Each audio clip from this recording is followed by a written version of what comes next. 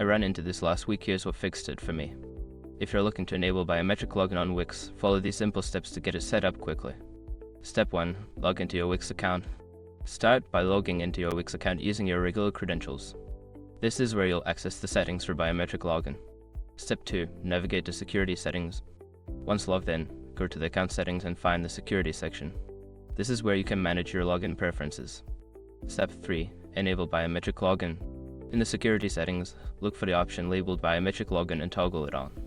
This will allow your device to use fingerprint or facial recognition for easier access. Step 4. Confirm your device settings.